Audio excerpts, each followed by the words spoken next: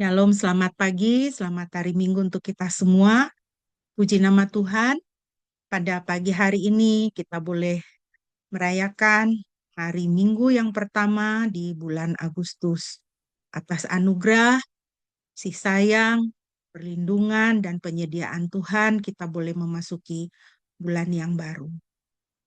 Tuhan sayang kepada kita, seperti seorang bapa sayang kepada anak-anaknya. Mari kita mengawali ibadah kita pada pagi hari ini sambil kita memuji Tuhan Bapa kita yang sangat baik. Kita naikkan pujian, Bapa, Engkau sungguh baik.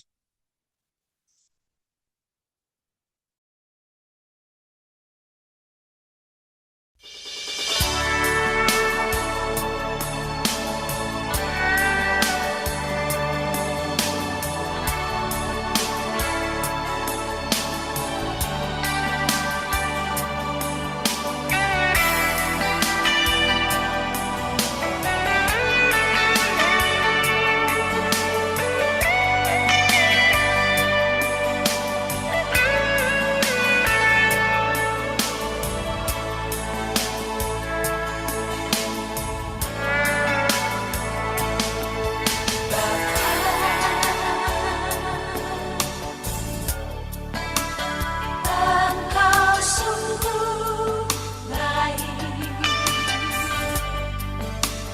kasih-Mu melimpah di hidupku.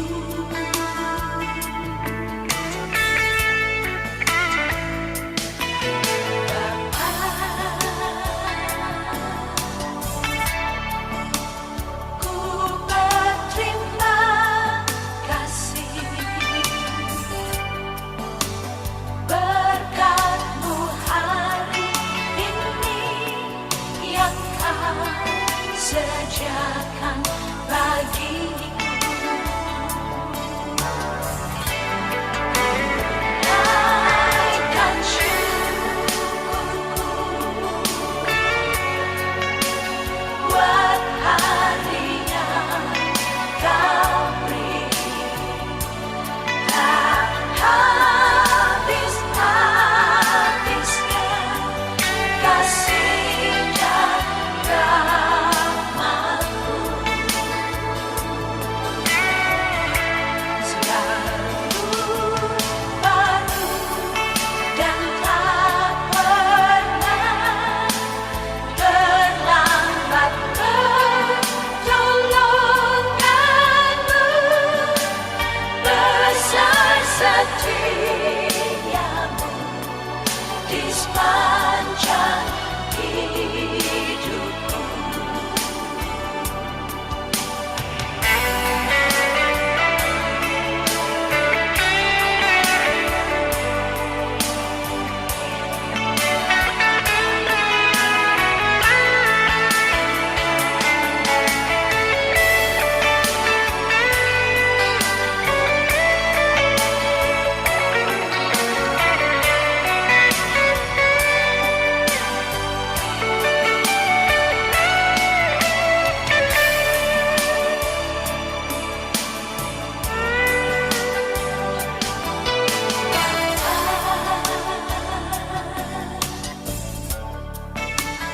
Engkau sungguh baik,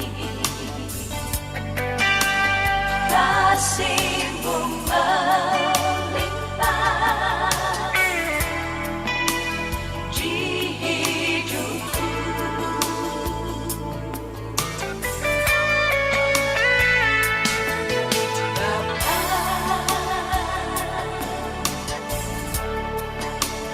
Ku berterima kasih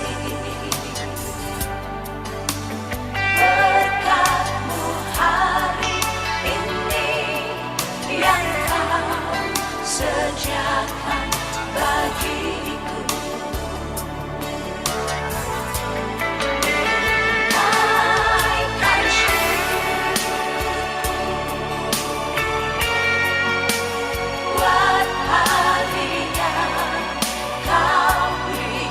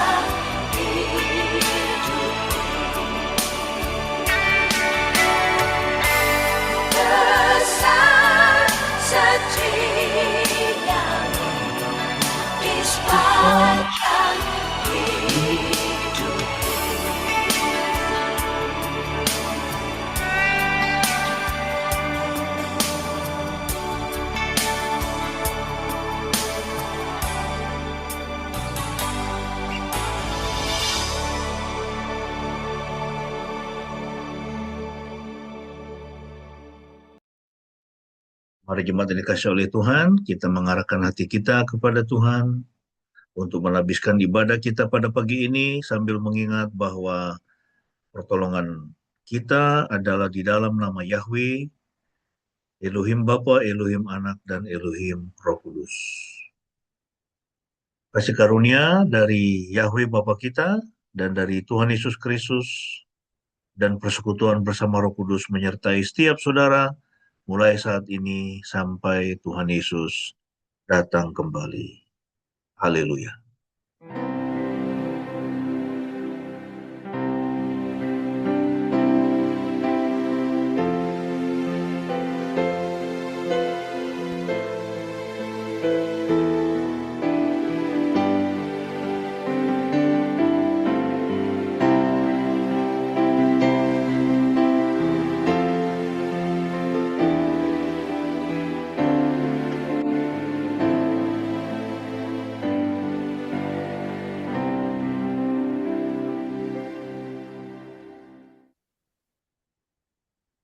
Haleluya, amin. Nats pembimbing kita pada pagi hari ini terambil dari Mazmur 103 ayat 13 dan ayatnya yang ke-14.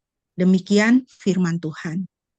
Seperti Bapa sayang kepada anak-anaknya, demikianlah Tuhan sayang kepada orang-orang yang takut akan Dia. Sebab Dia sendiri tahu apa kita, Dia ingat bahwa kita ini debu. Kekasih-kekasih Tuhan, mari kita bersukacita dengan kebenaran firman ini. Kita ingat senantiasa bahwa Tuhan sangat sayang kepada kita. Katakanlah kepada diri kita sendiri, Tuhan sayang kepadaku. Di dalam situasi apapun, di dalam kehidupan kita, apapun yang kita alami, jangan lupa katakan kebenaran firman Tuhan ini. Tuhan sayang kepada saya. Mari kita memuji Tuhan. Kita membaca selengkapnya Mazmur 103 ayat 1 sampai dengan ayat yang ke-5. Saya minta kesediaan Saudari Eli bisa membacakan untuk kita. Mazmur 103 ayat 1 sampai dengan ayatnya yang ke-5. Mazmur 103 ayat 1 sampai 5. Mazmur Daud. Pujilah Yahweh, hai jiwaku dan segenap batinku, pujilah namanya yang kudus. Pujilah Yahweh, hai jiwaku, dan janganlah melupakan segala kebaikannya. Dia yang telah memberikan pengampunan atas segala kesalahanmu, dan yang telah memberikan kesembuhan atas segala penyakitmu. Dia yang telah menebus hidupmu dari kebinasaan, dan yang telah memahkotai engkau dengan kasih setia dan belas kasihan. Dia memuaskan hasratmu dengan kebaikan. Masa mudamu diperbarui seperti Raja Wali. Amin. Haleluya, amin. Mari kita memuji kasih Tuhan yang ajaib di dalam kehidupan kita. Kita naikkan pujian. Oh kasih Tuhan. Dan kita akan mempersiapkan diri untuk merenungkan firman Tuhan. Oh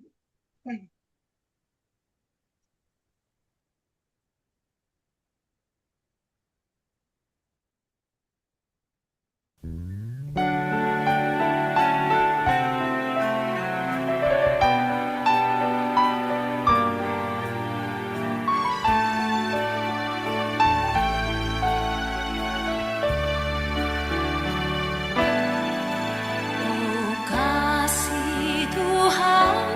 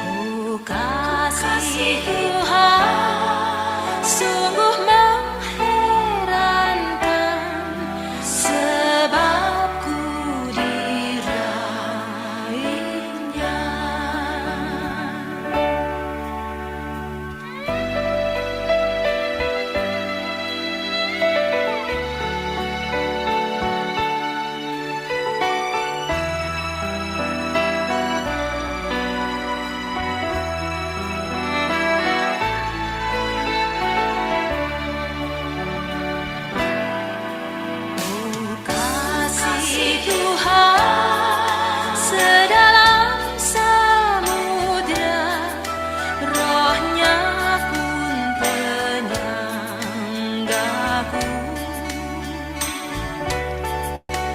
Oh kasih Tuhan seceria mawar yang harum dan tak layu. Damainya seperti merpati, setia kita dinaungi.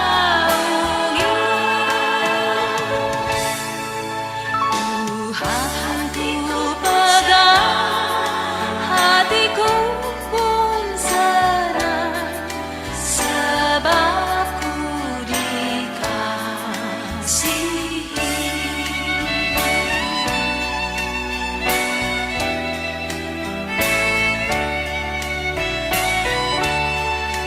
Damainya seperti merpati, setia kita dinaungi.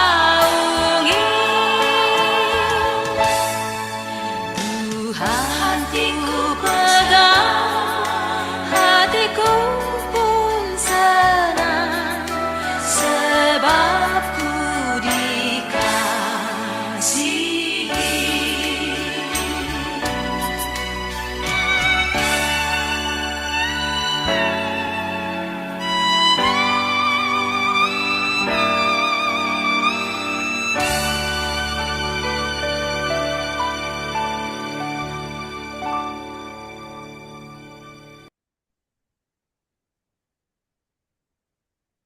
Mari kita bersatu dalam doa sebelum kita membaca dan merenungkan firman Tuhan. Terima kasih Tuhan karena Engkau sangat mengasihi kami.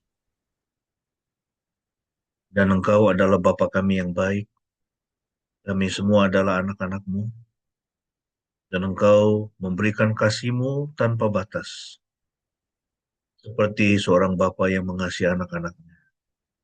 Mengasihi tanpa batas dan mengasihi tanpa syarat. Oleh karena kami semua adalah anak-anak-Mu, maka kami dikasihi oleh Tuhan. Tidak ada yang perlu kami lakukan untuk mendapatkan kasih itu. Oleh karena natur-Mu sendiri adalah kasih adanya. Terima kasih untuk kebenaran yang disampaikan oleh Tuhan Yesus kepada kami. Kami boleh memanggil Elohim, memanggil Tuhan Sang Pencipta sebagai Bapa kami. Dan kami semua adalah anak-anaknya.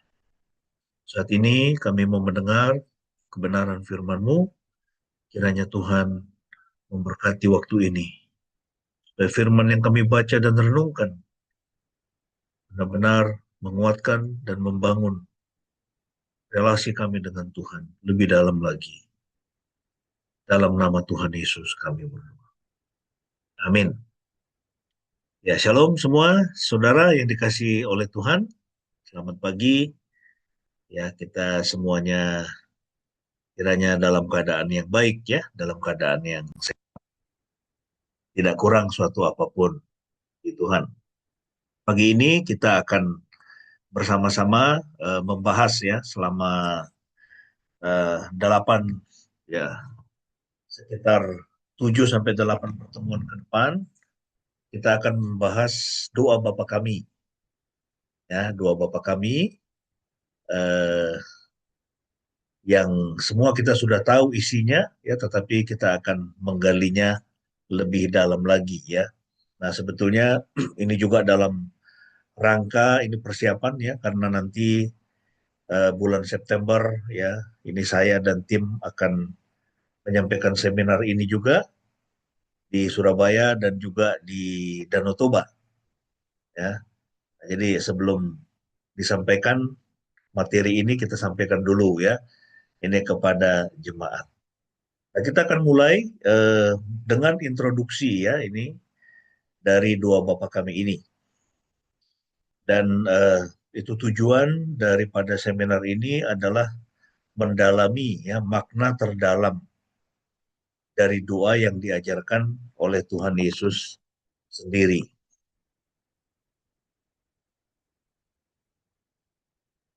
Ya, kita lihat, kita akan masuk dalam pelajaran yang pertama. Kita akan bersama-sama membacakannya ya dari Doa Bapa Kami ini. Silakan Anda juga, walaupun speakernya di mute, ya bisa baca bersama-sama dengan saya. Ini dari Matius 6 ayat 9 sampai 13. Bapa kami yang di surga, dikuduskanlah namamu. Datanglah kerajaanmu, jadilah kehendakmu di bumi seperti di surga.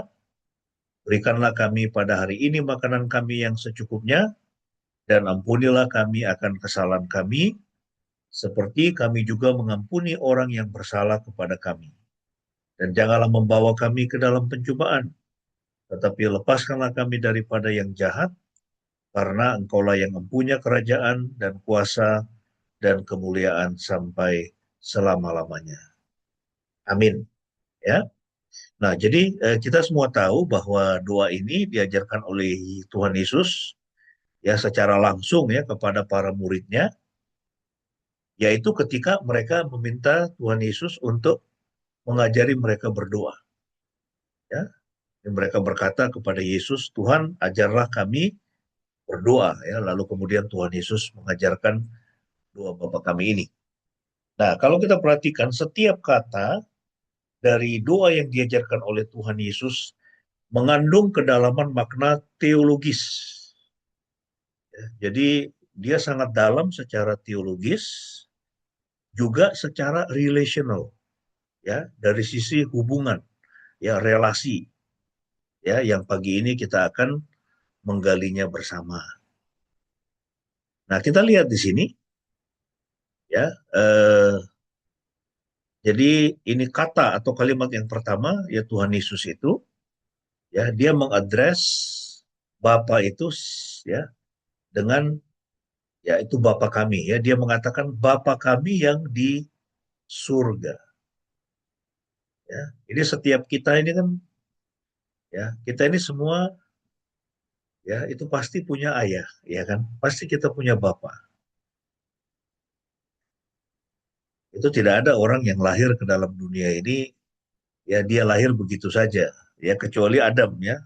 Adam dan Tuhan Yesus, ya tapi Tuhan Yesus, ya itu Elohim adalah bapaknya, dia sebagai anak di situ kan. Juga relasi yang sangat intim sekali, ya. Tapi setelah Adam dan Hawa, maka semua manusia itu, ya lahir itu pasti dengan seorang ayah. Ya. Nah, makna Bapa dalam Alkitab, kalau kita lihat, bahasa Ibrani menyebutnya Avinu Seba Shamayim. Ya, Avinu Seba Shamayim. Shamayim itu artinya surga. Ya, Bapa kami yang di surga. Dan istilah Bapa ini adalah gelar yang paling disukai Yesus untuk menyebut Elohim. Ya kan? Dia menyebut Elohim itu banyak sekali kita lihat di dalam Perjanjian Baru, ya di dalam Injil. Tuhan Yesus menyebut ya atau memanggil ya Tuhan itu sebagai Bapa.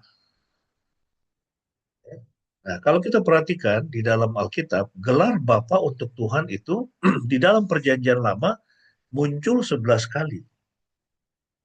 Ya, Yahweh di dalam Perjanjian Lama juga dalam dia berelasi dengan bangsa Israel, ya dia menyebut dirinya sebagai Bapa dari anak-anak Israel. Ya, umat Israel itu sebagai Bapa. Ya, memang ada penyebutan yang lain ya, dia sebagai suami, Israel itu sebagai istri, ya, atau dia sebagai tuan, Israel sebagai hamba. Ya, tetapi 11 kali di dalam Perjanjian Lama itu muncul istilah ya Tuhan atau Yahweh itu disebut sebagai Bapa. Nah, di dalam Perjanjian Baru dia muncul lebih sering. Ya, dan Tuhan Yesus itu banyak sekali ya dia memakai istilah ini. Ya, di dalam Perjanjian Baru kata Tuhan sebagai Bapa itu muncul 155 kali. Nah, ketika kita mengatakan Bapa kami, Bapa kami yang di surga, Bapa kami, Ya, itu berbicara tentang kepemilikan. Ya, bahwa Tuhan itu dia mau ya bahwa kita ini umat manusia, kita ini itu anak-anaknya ya boleh memiliki dia. Ya, Tuhan itu senang. Ya, Tuhan itu senang, dia suka kalau kita memandang dia sebagai milik kita. Ya, dan itu yang tidak bisa kita temukan misalnya ya di dalam agama Islam misalnya mereka tidak bisa mengatakan Allah kami. Oleh karena Allah SWT itu tidak pernah ya dia menyerahkan dirinya kepada umat muslim. Ya, umat muslim itu senantiasa ya mereka melihat ya diri mereka itu sebagai hamba, ya sebagai budak daripada Allah. Ya, makanya kalau kita lihat kan mereka masuk ke masjid, ya cuci kaki, cuci muka, cuci apa telinga, hidung semua begitu. Kemudian datang dengan apa namanya? Dengan ya jadi itu gambarannya seperti seorang hamba lah begitu. Ya. Nah, tetapi kita hubungan kita itu lebih lebih akrab. Ya, relasi kita itu lebih dalam ya itu dengan Tuhan. Ya, makanya dia kita panggil sebagai ya itu Bapa kami atau Bapa kita. Jadi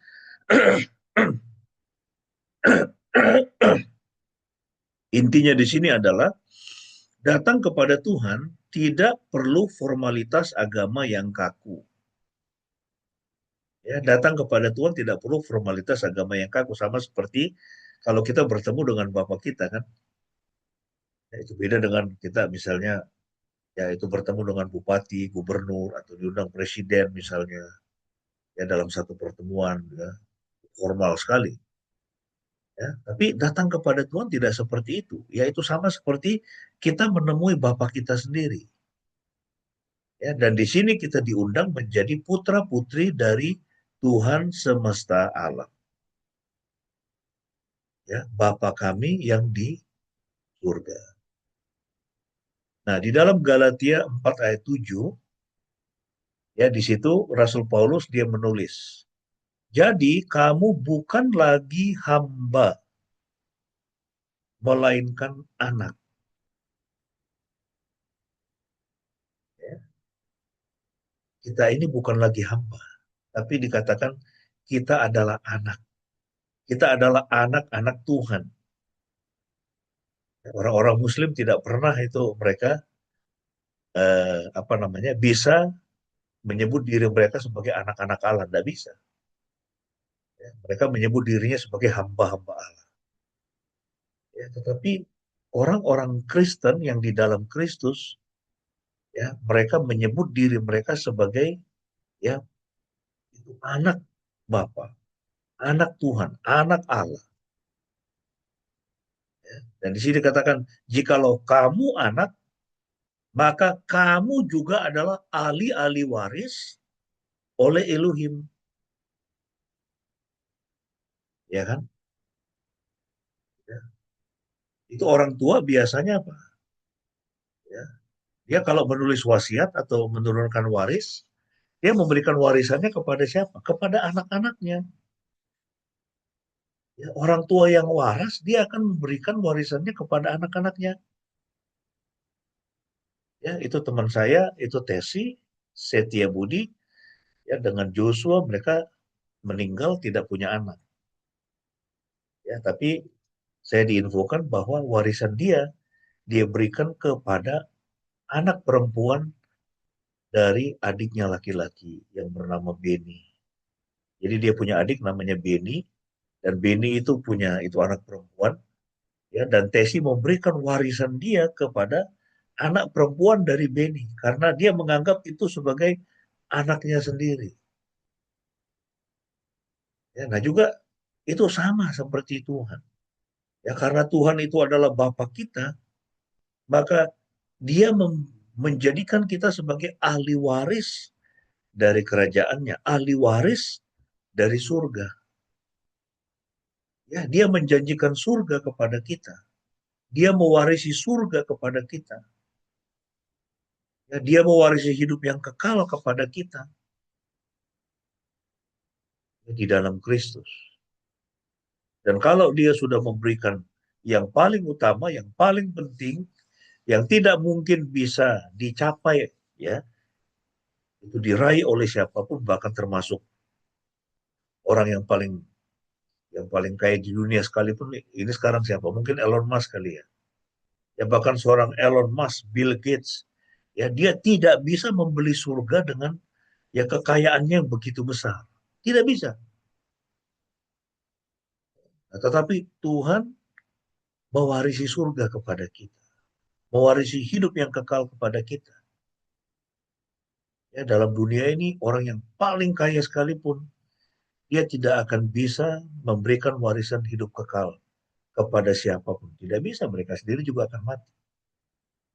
Dan tidak tahu mereka setelah kematian, ya kalau dia percaya Yesus ya dia memiliki hidup kekal. Ya kalau tidak dia akan mewarisi kebinasaan kekal. Tapi Tuhan memberikan hidup yang kekal. Ya, Tuhan menjadikan kita sebagai ahli waris dari kerajaan.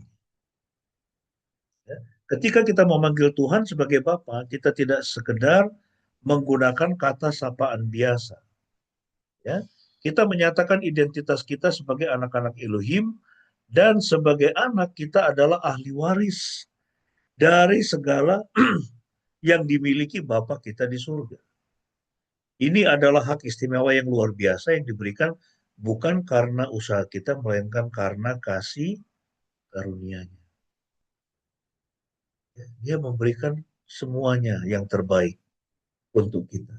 Ya, dan itu firman Tuhan mengatakan, kalau hidup kekal saja, kalau Kristus saja, ya, kalau dirinya saja, ya diri Tuhan sendiri, dia berikan kepada kita, bagaimana mungkin dia tidak akan memberikan hal yang remeh-temeh? Ya, soal makan, minum, penghidupan, ya soal tempat bernaung, rumah, ya pasti dia akan sediakan untuk setiap kita. Ya, nah kita melihat ini dari apa? Itu Santo Fransiskus, ya. Jadi Santo Fransiskus dia seorang rahib, ya, dia seorang rohaniwan dari Gereja Katolik, ya, dari Asisi, ya. Dia pernah mengatakan, sungguh menyentuh hati saya bahwa kita dapat menyebut Tuhan sebagai Bapa, bahkan Dedi. Kita memanggil Tuhan sebagai Bapa, bahkan Dedi. Nah, jadi di sini Santo Fransiskus merasakan betapa luar biasanya keintiman yang ditawarkan Kristus dalam doa ini. Ya, di sini kata Bapa bukan hanya gelar resmi, melainkan ungkapan kasih yang mesra dan bersifat yaitu pribadi. Ya, itu saya memanggil itu almarhum bapak saya itu papi. Dan kita melihat ada kedekatan. Ya kan beda dengan itu orang lain, ya atau ayah-ayah yang lain. Ya, dan semua kita pasti dekat dengan ayah kita. Nah, bagi saudara-saudara Muslim kita ini dapat membuka wawasan baru. Ya, mengapa? Karena dalam Islam Allah hampir-hampir tidak dapat dijangkau secara pribadi.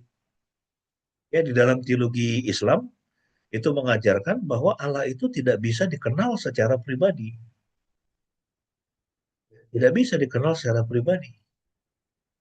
Bahkan Allah itu tidak bisa didefinisikan. Ya, yang dimaksudkan adalah Allah SWT. Ya. Namun melalui Yesus, Tuhan itu menjadi Bapa yang dekat dan dapat dihampiri oleh siapapun. Tuhan menjadi Bapa yang dekat dan dapat dihampiri oleh siapapun. Saya ingat itu kesaksian dari yaitu teman saya seorang itu pengajar yang luar biasa apologet, ya Elijah Abraham. Ya, dia latar belakang Muslim orang Irak yang melarikan diri waktu terjadi perang Iran-Irak ya selama bertahun-tahun. Dia eh, dia diselundupkan ayahnya, dia pergi ke Inggris, kemudian dari Inggris dia pergi ke Amerika ya karena di Inggris itu mata-mata dari Saddam ya itu apa namanya, dia berusaha untuk menangkap dia, ya supaya dibawa balik ke Irak, ya supaya ini perang, ya dan banyak teman-temannya yang mati itu waktu perang melawan Iran itu. Kemudian itu di Amerika, ya dia berusaha untuk mencari Tuhan karena hidupnya kacau, hidupnya susah, ya dia mulai dengan cara Islam, ya tapi dia tidak merasakan bahwa Allah itu ada atau Allah itu hadir dalam kehidupannya. Ya, dalam kesaksiannya itu dia mengatakan satu kali dia, entah bagaimana ya, dia bisa masuk ke satu gereja dan dia begitu terkejut karena dia menyaksikan ini orang Kristen kok aneh ya. Kok mereka itu bernyanyi, mereka berdoa, ya, dan itu seperti mereka menyapa Tuhan dan Tuhan itu begitu dekat. Di dalam agama saya tidak bisa merasakan itu katanya atau mengalami itu. Tuhan yang begitu dekat. Ya, nah, itu yang kemudian membuka ya hatinya kepada berita Injil. Ya. Dia melihat betapa orang-orang Kristen yang memiliki intimasi, ya memiliki kedekatan dengan Tuhan. Ya kenapa? Ya karena Tuhan itu adalah Bapa kita. Ya dan kita semua adalah anak-anaknya. Ya. Nah, kita lihat di sini surga itu adalah tempat kediaman Tuhan. Ya, merujuk kepada tempat kediaman Tuhan yang kekal dan dunia rohani pada umumnya. Sebuah realitas yang jauh melampaui apa yang dapat kita lihat dan rasakan dengan indera kita. Bapa kami yang di surga. Surga adalah tempat kediaman Tuhan. Tempat yang kekal. Tempat yang indah. Tempat di mana tidak ada air mata. Tempat di mana tidak ada penderitaan. Ya, tidak ada kesakitan. Ya, Tuhan bertahta di surga. Tapi dia juga saat yang sama dia menciptakan segala sesuatu. Bapa kami yang di surga juga berbicara tentang sesuatu yang lebih daripada keadaan kita.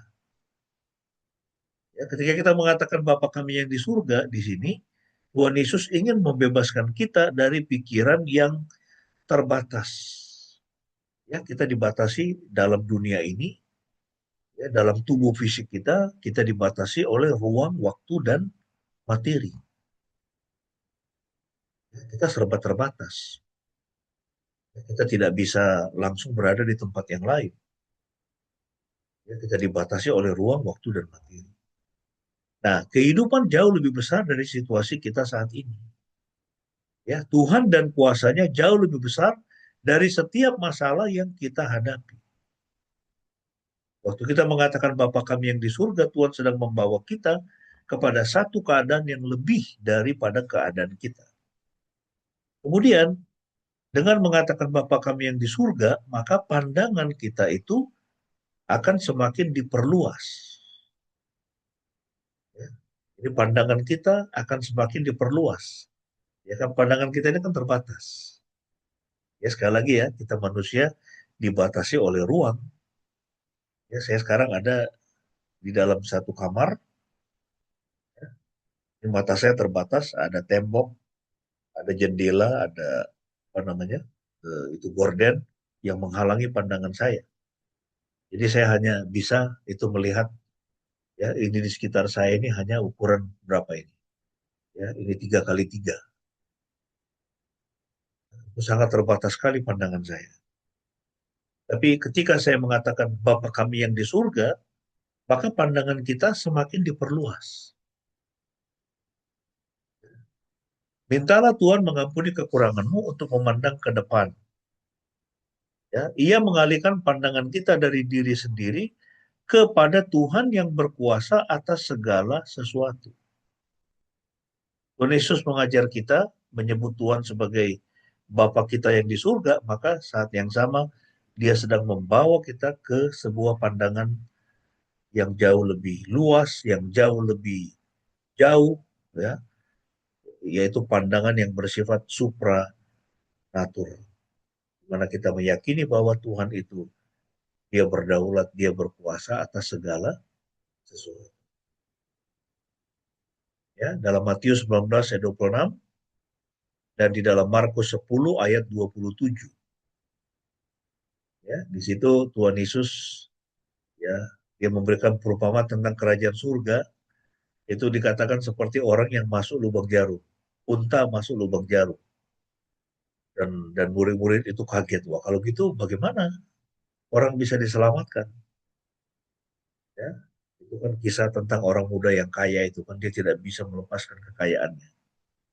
Lalu Yesus mengatakan sangat sulit bagi seorang muda yang kaya untuk masuk kerajaan surga, lebih mudah unta masuk ke dalam ya lubang jarum katanya. Lalu kemudian para murid ya mereka itu karena terkejut, lalu mereka berkata, oh kalau demikian siapa yang bisa diselamatkan? Ya, lalu Tuhan Yesus mengatakan, bagi manusia hal ini tidak mungkin, tetapi bagi Elohim segala sesuatu mungkin. Ya, manusia tidak bisa menyelamatkan dirinya sendiri. Ya, manusia tidak bisa meraih hidup kekal dengan hikmat, dengan kekuatannya, dengan kekayaannya sendiri. Ya, manusia hanya bisa bergantung kepada Tuhan yang menyediakan hidup yang kekal itu. Satu-satunya sosok yang bisa menyediakan hidup yang kekal kepada kita. Ya. Bapa kami di surga juga merujuk kepada masa depan kita yang kekal bersama Tuhan dan dunia baru yang akan datang.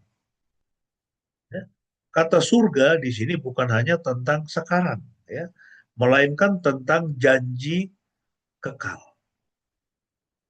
Ya, kata surga itu bukan hanya tentang saat ini, tetapi ya di dalamnya ada terkandung janji kekal yang Tuhan sediakan kepada kita. Yohanes 14 ayat 3, di situ Tuhan Yesus mengatakan, dan apabila aku telah pergi ke situ dan telah menyediakan tempat bagimu, aku akan datang kembali dan membawa kamu ke tempatku, supaya di tempat di mana aku berada, kamu pun berada. Ya, itu janji Tuhan Yesus. Dia naik ke surga. Dia mengatakan, ya aku naik ke surga untuk menyediakan tempat bagimu dan aku akan datang kembali dan membawamu ke, ya itu janji Tuhan untuk kita. Nah, kita lihat di sini ya bahwa dua Bapa kami ini juga eh, kita bisa aplikasikan ya dalam perspektif lintas iman. Misalnya di dalam Islam orang Muslim tidak memiliki kepastian keselamatan. Ya kan tidak bisa ya, bahkan Muhammad sendiri yaitu nabi mereka mengakui ya itu dia pernah mengatakan dalam sebuah hadis bahkan di Quran, aku tidak tahu apa yang akan diperbuat oleh Allah kepadaku dan juga kepadamu. Ya hai kaum Quraisy, selamatkan dirimu karena aku tidak bisa ya itu menjamin ya keselamatanmu di surga. Hai Fatimah, ya eh, itu putriku yang terkasih, minta apa saja daripadaku, ya, tapi aku tidak bisa menjamin surga untukmu.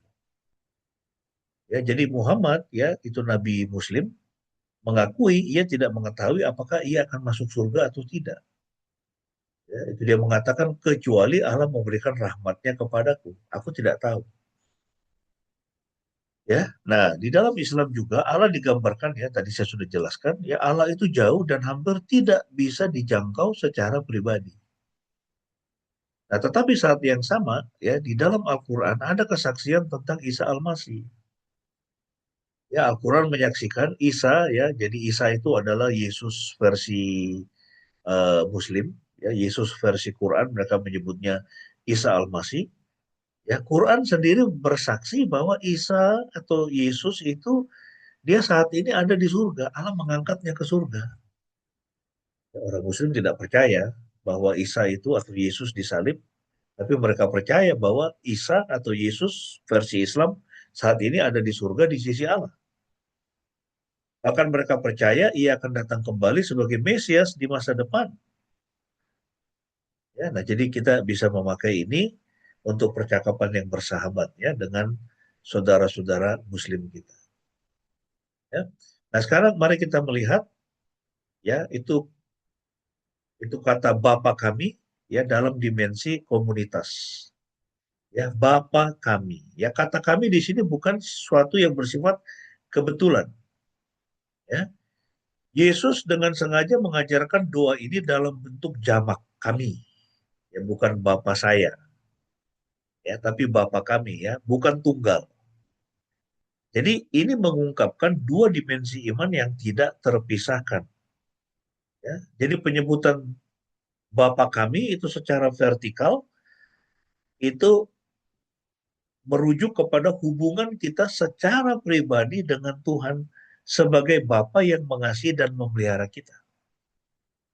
Ya, tetapi juga kata Bapa kami itu juga bersifat horizontal. Bapa kami, ya kami itu kan jamak, ya saya dengan semua umat manusia yang lain, ya itu berbicara tentang atau merujuk kepada hubungan kita dengan sesama kita. Ya, saudara-saudara dalam iman, ya keluarga kita dan seluruh umat manusia. Ya. Jadi di sini kita lihat bahwa Tuhan tidak hanya menciptakan kita untuk dirinya. Ya, ini penting ya. Tuhan tidak hanya menciptakan kita untuk dirinya, melainkan juga untuk sesama.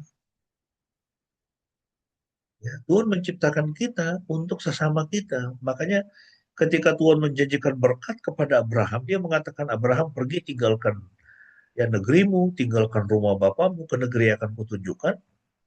Lalu Tuhan menjanjikan apa? Tuhan bilang, aku akan memberkatimu, aku akan menjadi sangat banyak. Ya, lalu kemudian Tuhan mengakhiri berkatnya dengan mengatakan, dan olehmu seluruh kaum di muka bumi akan mendapatkan berkat. Ya, jadi Tuhan itu dia tidak pernah tidak memaksudkan menciptakan kita ya untuk hidup kita sendiri saja. Ya, dia tidak bermaksud memberkati kita supaya ya udah kita hidup bersenang-senang untuk diri kita. Enggak. Ya, Tuhan menciptakan kita ya supaya ya tidak hanya untuk dirinya tetapi juga supaya kita menjadi berkat bagi sesama kita. Jadi di sini Tuhan Yesus mengajarkan segala sesuatu dalam bentuk jamak karena komunitas para pengikutnya ada dalam pikirannya. Ya, nah jadi kata Bapa kami ini itu berbicara dari dimensi komunitas. Ya, jadi dia tidak mengajarkan, Tuhan Yesus tidak mengatakan Bapa saya, tapi Bapa kami. Tuhan adalah Bapa kita semua. Sehingga kita juga harus hidup saling mengasihi dengan siapapun, ya, karena setiap orang diciptakan oleh Tuhan yang sama dan mereka boleh memanggil ya Tuhan itu sebagai Bapa, Bapa kami. Ya, karena Tuhan hadir untuk setiap orang. Nah, kita lihat ini beberapa contoh firman Tuhan. Yesus dan para rasulnya berulang kali menegaskan pentingnya dimensi komunitas dalam iman Kristen. Ya, dalam Yohanes 15:12 Tuhan Yesus memberikan perintah ya supaya kita saling mengasihi seperti aku telah mengasihi kamu. Ya, jadi kita harus memiliki kasih yang rela untuk berkorban. Ya, Kisah Para Rasul 1 ayat 8, Roh Kudus akan turun ke atas kamu, ya kalian, ya. Dan ini adalah sebuah janji yang diberikan kepada komunitas, bukan individu. Roh Kudus akan turun atas kamu semua atau kamu sekalian.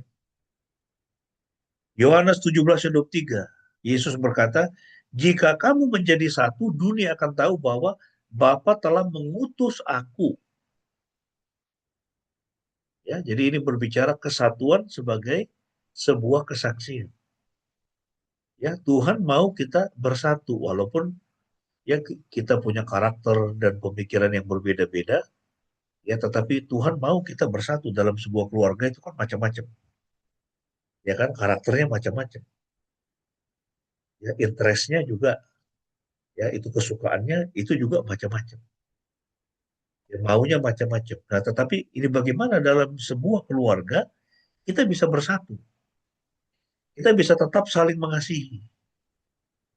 Ya, ini sangat penting sekali Saudara ya. Saya sedih kalau melihat ada keluarga-keluarga itu ya antara apa namanya itu saudara saling bertengkar, ya itu bertengkar, itu rebutan harta lah, ya kan?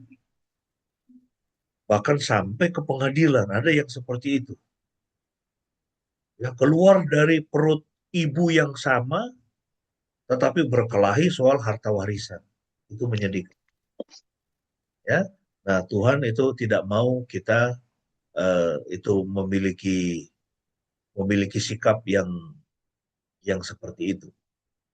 Nah, kemudian di dalam Matius 19 ayat 19, ya, di situ Tuhan Yesus itu mengajari kita dan juga Rasul Paulus dan Yakobus, ya, dikatakan kasihilah sesamamu manusia seperti dirimu sendiri. Ya, Tuhan Yesus dia mengkompres hukum Taurat menjadi hukum kasih. Ya, kasihilah Tuhan dengan segenap hatimu, segenap jiwamu, segenap pikiranmu, akal budimu.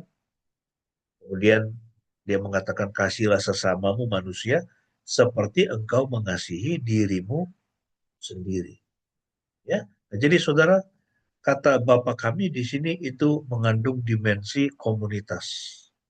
Ya, jadi iman Kristen itu dimensinya adalah komunitas. Tuhan tidak menciptakan kita hanya untuk diri kita sendiri. Ya, Tuhan menciptakan kita untuk memberdayakan orang lain. Ya, ini sehabis ibadah ini saya akan ke Desa Rongkok dan Desa Kepek untuk apa? Mengawasi pasang kandang kambing. Ya, karena kita mau memberkati itu pelayanannya itu Pendeta Sumarsi dan juga jemaat-jemaatnya yang miskin-miskin, ya kita mau berkati supaya mereka bisa hidupnya lebih baik. Nah, itu juga salah satu ya dimensi komunitas dalam iman Kristen yang harus kita jalankan. Ya, satu tubuh Kristus. Ya, satu tubuh Kristus. Ya. Jadi kalau kita melihat warisan para rasul mengikuti jalur ini dan mengajarkan kesatuan tubuh Kristus sebagai prioritas utama dalam kehidupan gereja mula-mula. Itu warisan para rasul. Supaya gereja Tuhan bersatu. Saling membutuhkan. Ya. Kita membutuhkan satu sama lain. Ya. Dalam gereja, dari gereja ke gereja, dari bangsa ke bangsa, ya tidak ada yang dapat berjalan sendiri. Ya, kita semua saling membutuhkan. Ya. Saya tidak bisa bikin kandang, tapi di Bantul ada seorang pembuat kandang yang sangat bagus, namanya Pak Giono. Jadi saya selalu minta dia bikin kandang. Ini saya tidak punya lahan untuk memelihara kambing. Nah, mitra-mitra itu semua adalah orang-orang yang memang mereka punya lahan ya untuk bisa ditanami pakan, juga ada ruang, ya ada space ya untuk taruh kandang kambing. Ya nggak mungkin ini saya pelihara kambing ini di rumah saya yang halamannya cuma segitu. Ya, nah jadi kita semua saling membutuhkan. Lalu tanggung jawab bersama. Ya, ingat bahwa hanya ada satu tubuh Kristus. Tuhan menjadikan kita bertanggung jawab satu sama lain. Doa Bapa kami mendorong kita hidup rukun dan saling melengkapi. Itulah dimensi komunitas.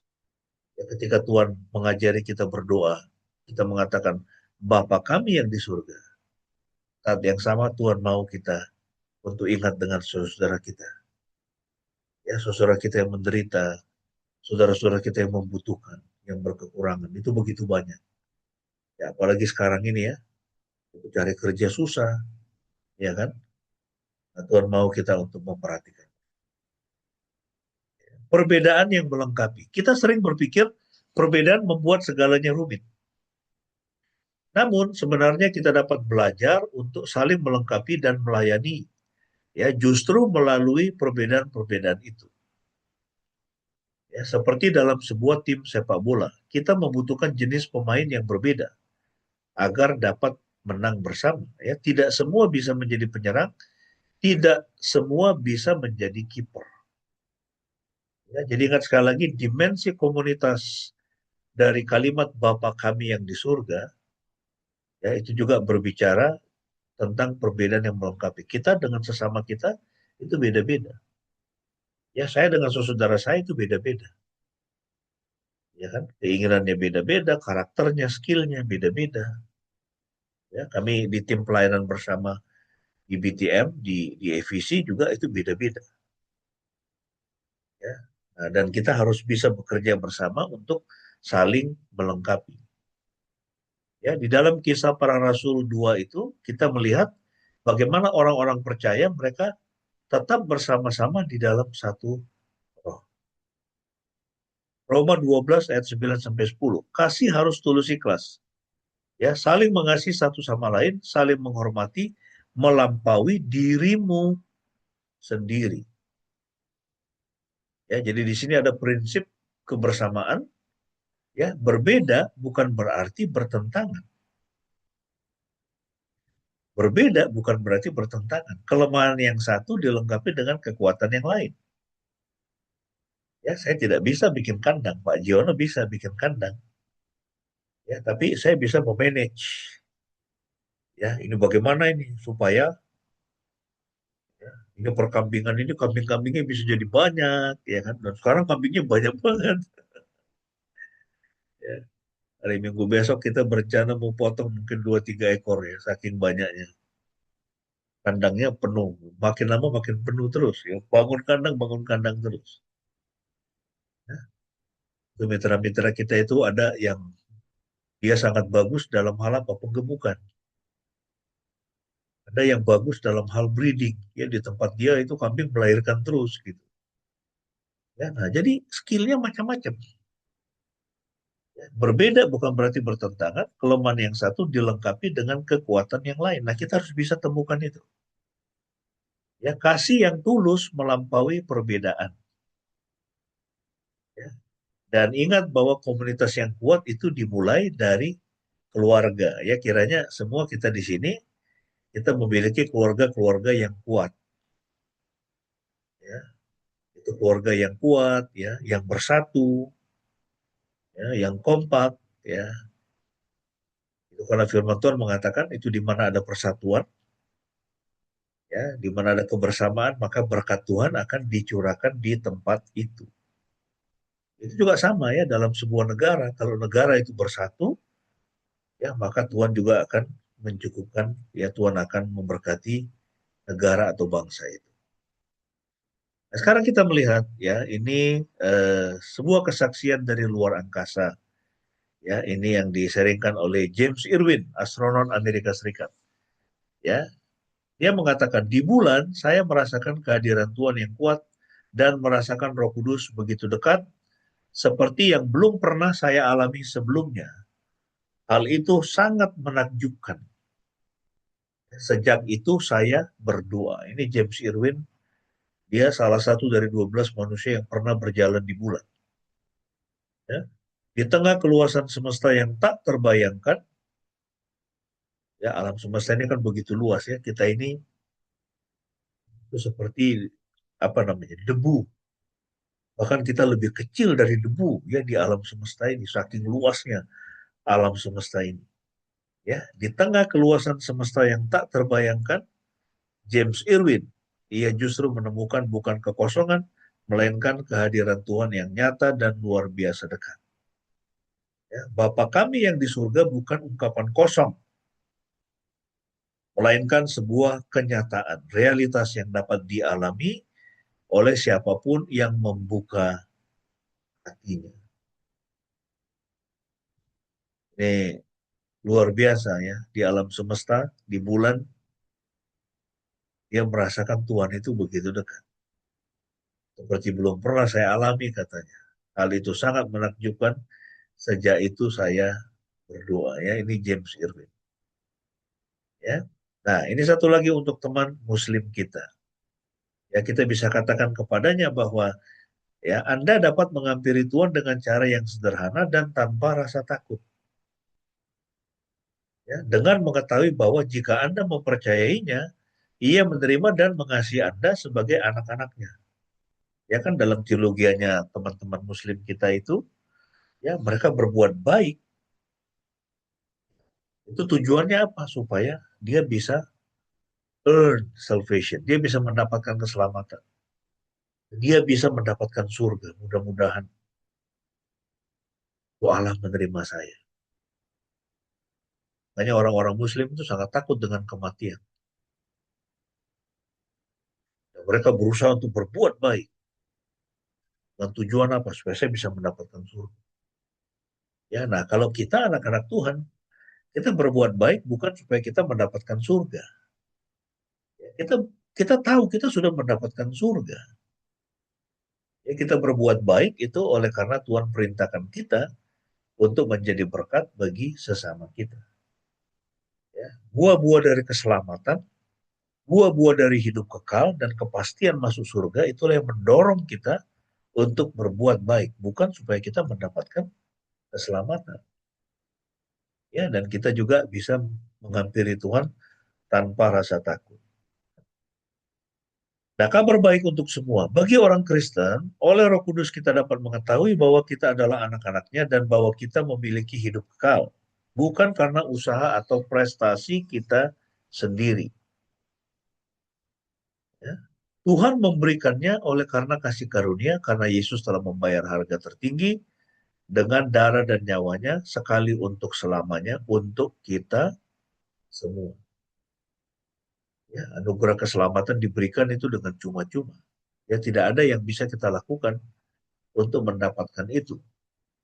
Ya, Tuhan memberikan itu semua dengan cuma-cuma kepada kita ya. Nah, nanti silakan di rumah masing-masing. Ya, ini sebagai renungan ya, refleksi dan doa bersama.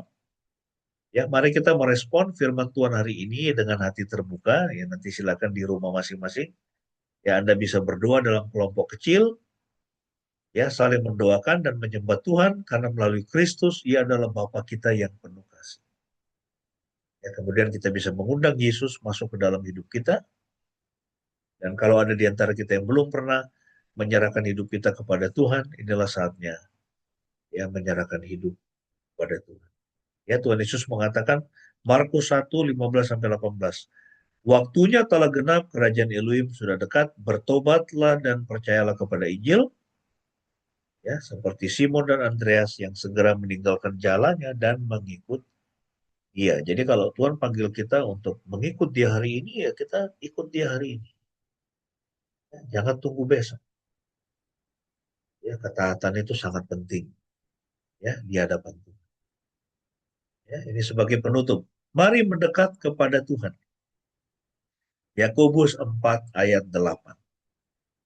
Ya, firman Tuhan mengatakan, mendekatlah kepada Elohim dan ia akan mendekat kepadamu. Yakobus 4 ayat 8. Ingat bahwa ini adalah janji yang pasti. Tuhan tidak pernah menolak siapapun yang datang kepadanya dengan hati yang sungguh-sungguh.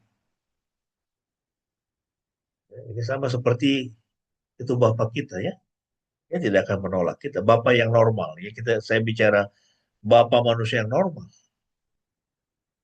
Ya saya tidak mungkin menolak anak saya. Dan seorang ayah, seorang bapak, dia tidak bisa, ya, misalnya ada seorang bapak, dia begitu marah, yaitu kepada anaknya sekalipun, kemudian dia mengatakan, kamu bukan lagi anakku, kamu pergi dari rumah. Nah, sekarang pertanyaannya, apakah dia bisa mengatakan bahwa anaknya itu bukan lagi anaknya? Tidak bisa. Bagaimanapun anak itu tetap adalah anaknya. Ya kan? Nah, untuk membatalkan bahwa ya itu si anak itu tidak lagi menjadi anaknya, maka dia harus pergi ke masa lalu, ya itu dan membatalkan itu bahwa dia tidur dengan istrinya misalnya. Ya, dan itu sesuatu yang tidak mungkin dilakukan. Nah, jadi saudara itu sama juga dengan Tuhan. Ya. Ketika kita datang kepada Kristus, kita percaya kepada Kristus. Lalu Kristus mengajari bahwa Tuhan itu adalah Bapa kita, maka tidak ada sesuatu pun yang Tuhan akan lakukan dan bisa lakukan untuk membatalkan itu. Saudara. Kita akan tetap menjadi anak-anak. Ya. Ia adalah Bapa kita yang di surga, yang mengasihi, menanti, dan selalu siap menyambut kita. Ya, dan Dia akan tetap menjadi Bapa kita yang di surga, Bapa kita yang baik. Ya, kiranya kebenaran firman ini memberkati kita semua. Amin. Ya, saya minta kesediaan Ibu Gembala untuk menutup firman ini dalam doa sambil menaikkan doa syafaat, baru setelah itu kita akan masuk dalam perjamuan kudus.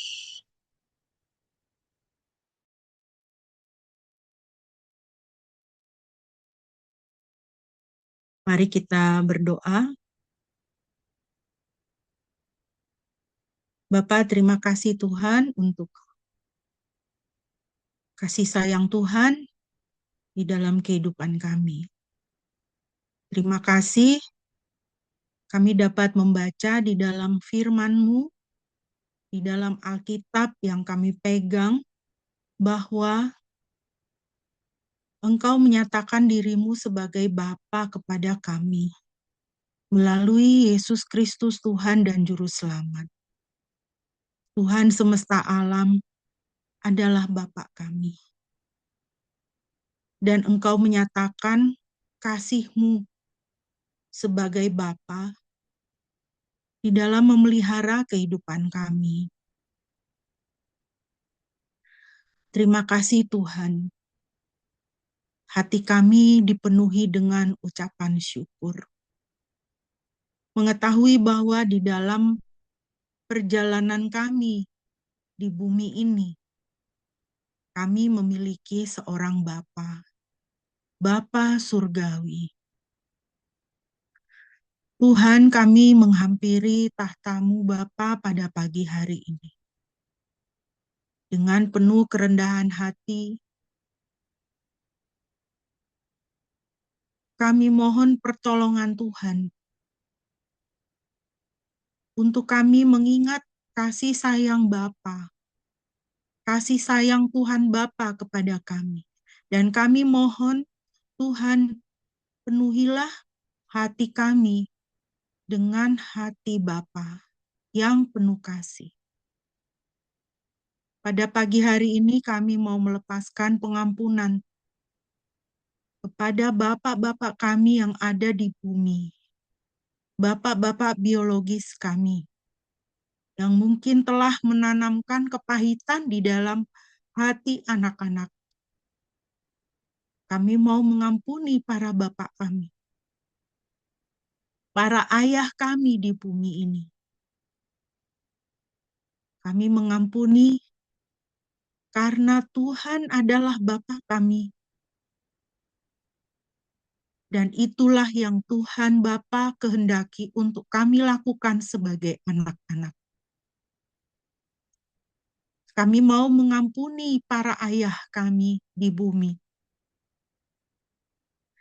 Karena Tuhan Bapa telah terlebih dahulu mengampuni kami melalui Yesus Kristus Tuhan dan Juru Selamat. Bapa surgawi, Engkau menyerahkan putra-Mu yang tunggal untuk mati menebus dosa-dosa kami, supaya kami bisa menjadi anak-anak-Mu. Dan dengan menjadi anak-anak-Mu, kami menjadi ahli waris surga. Kami berhak menerima semua yang baik dari Bapa surgawi. Karena seperti kata firman Tuhan, semua pemberian yang baik berasal dari Bapa segala terang, berasal dari Bapa surgawi. Bapa, pada pagi hari ini, hamba-Mu bersama dengan para ayah menghadap tahta-Mu yang kudus. Kiranya Bapa juga mengampuni para ayah yang gagal atau abai menjalankan peran dan tanggung jawab sebagai Bapa kepada anak-anak, sebagai kepala di dalam keluarga. Ampunilah kami para ayah, dan kiranya para ayah diberi pertolongan oleh Tuhan, supaya anak-anak dan keluarga boleh melihat kasih Bapa melalui para ayah di bumi ini. Terima kasih Tuhan, Engkau mengajarkan doa yang indah ini, bahwa Engkau mengawali doa yang Engkau ajarkan ini dengan kata Bapa kami. Sungguh satu kebenaran yang sangat indah yang bisa kami terima dari surga. Terima kasih Tuhan. Biarlah setiap kemarahan, kepahitan yang ada di dalam keluarga, Tuhan boleh angkat, Tuhan pulihkan. Mulai dari para ayah, para bapak, hingga kepada ibu, istri, dan anak-anak. Di dalam nama Yesus. Saat kami mau menyambut perjamuan kudus, mengenang akan tubuh dan darah Kristus yang telah dihancurkan dan ditumpahkan untuk kami. Kami mau menghormati kasih Bapa yang telah Tuhan curahkan atas kami anak-anak. Terima kasih Tuhan, di dalam nama Yesus kami berdoa.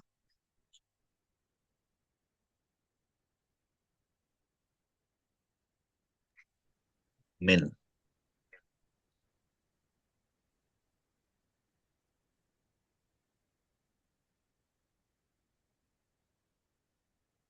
Baik, mari kita mempersiapkan hati kita untuk memasuki meja perjamuan kudus Tuhan. Ya, setiap awal bulan kita akan menaikkan atau lakukan perjamuan kudus. Ya, silakan dipersiapkan roti dan anggurnya. Mari kita berdoa sekali lagi. Ya Tuhan, saat ini kami akan memasuki meja perjamuan kudus-Mu. Kiranya Tuhan sendiri yang menolong kami dan juga Tuhan yang menyucikan kami semua sehingga kami layak untuk menghampiri meja perjamuan kudus Tuhan. Terima kasih Bapa. Terpujilah nama-Mu, dalam nama Tuhan Yesus kami berdoa. Amin. Mari jemaat dikasih oleh Tuhan, kita mempersiapkan roti dan anggur sambil mengingat bahwa Tuhan Yesus pada malam sebelum Dia disalibkan, Tuhan Yesus dan para murid mengadakan perjamuan Paskah yang terakhir. Dan malam itu Tuhan Yesus mengambil roti, kemudian Dia memecah-mecahkannya dan Dia berkata, inilah tubuhku yang diserahkan bagi kamu, maka perbuatlah ini menjadi peringatan akan aku. Mari kita mengangkat roti di tangan kanan kita, sambil kita mengingat tubuh Tuhan Yesus yang sudah diserahkan, dipecah-pecahkan untuk kita, dan mengingat kebenaran firman Tuhan, bahwa tubuh Kristus itulah roti dari surga yang memberikan kehidupan kepada kita. Makanlah dengan penuh pengucapan syukur.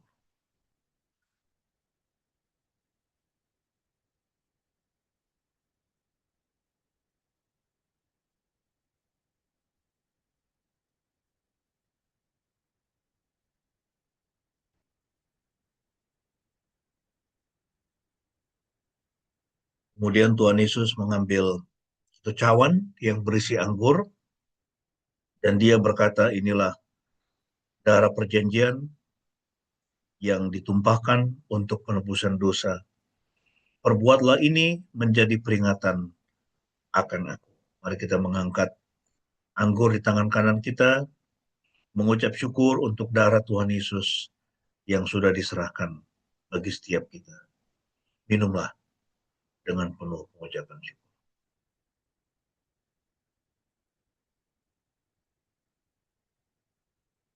Mari kita menutup perjamuan kudus ini dengan bersama-sama menaikkan doa Bapa kami.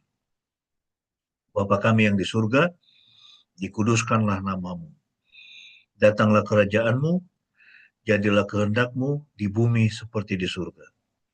Berikanlah kami pada hari ini makanan kami yang secukupnya, dan ampunilah kami akan kesalahan kami, seperti kami juga mengampuni orang yang bersalah kepada kami. Dan janganlah membawa kami ke dalam pencobaan, tetapi lepaskanlah kami daripada yang jahat, karena Engkau-lah yang mempunyai kerajaan dan kuasa dan kemuliaan sampai selama-lamanya. Amin.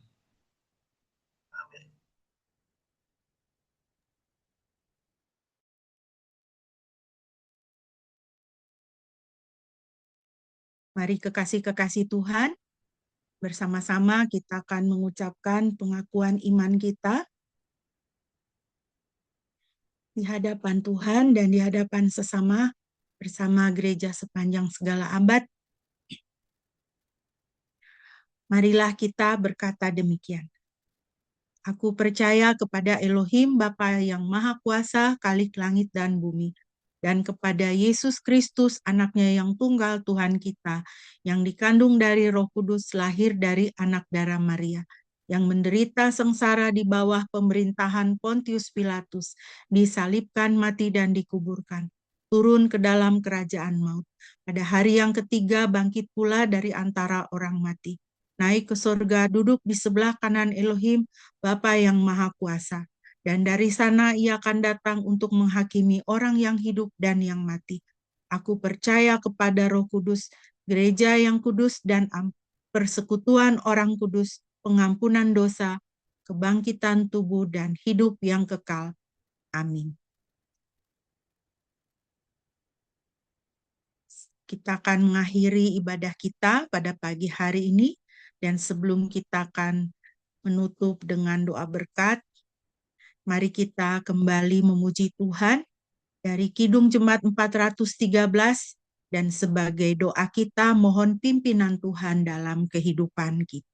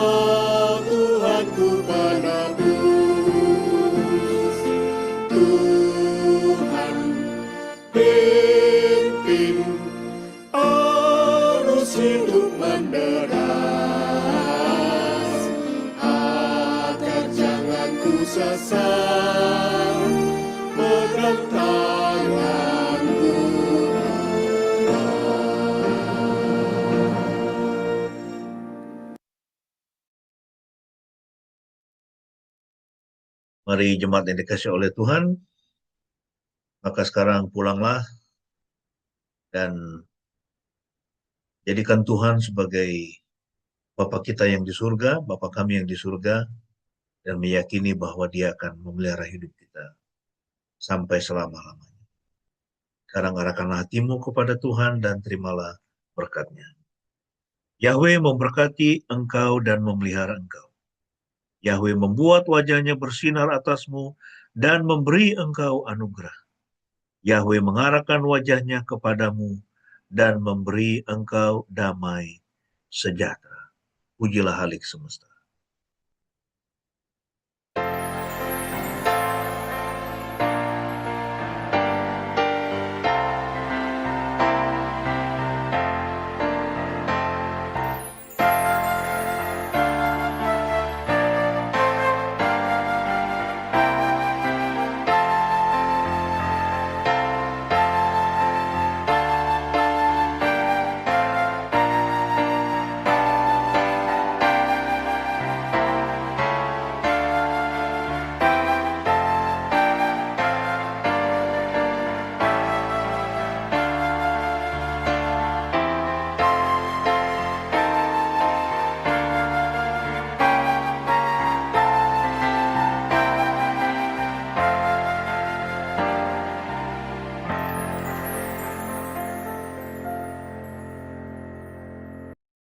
Amin. Mari kita masuk dalam saat teduh.